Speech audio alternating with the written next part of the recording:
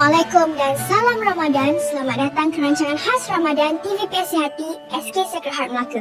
Bersama saya dalam Ramadan Ceria. Tajuk kita hari ini ialah Sabar Ketika Lapar. Dalam bulan Ramadan ini, kita bukan sekadar menahan lapar dan dahaga, tetapi kita belajar menjadi insan yang lebih baik. Betul tak kawan-kawan? Sebagai seorang murid sekolah, kita bolehlah mulakan dengan perkara kecil dahulu. Contohnya, bila kita rasa lapar di sekolah, kita cuba sabar dan tidak merungut. Kalau kawan kita buat silap, kita cuba maafkan dan tidak marah. Itulah semangat Ramadan yang sebenar. Ramadan juga mengajar kita supaya fikir sebelum bercakap dan sebelum bertindak.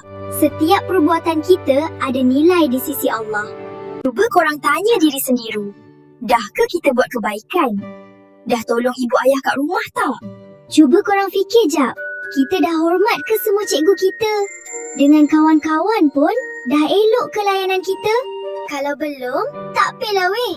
Belum terlambat pun untuk berubah. Setiap hari Ramadan, peluang baru jadi lebih baik. Ingat tak korang, anak yang baik tu bukan time Ramadan je. Tapi, kenalah jadi baik selalu, sepanjang masa. Moga kita semua jadi anak soleh-solehah dan buat keluarga dengan sekolah bangga. Serius lah? Baiklah korang, harap perkongsian ni bermanfaat. Jangan lupa jadi anak baik, terus buat kebaikan. Assalamualaikum, jumpa esok. TVPSS Sehati, suara kami.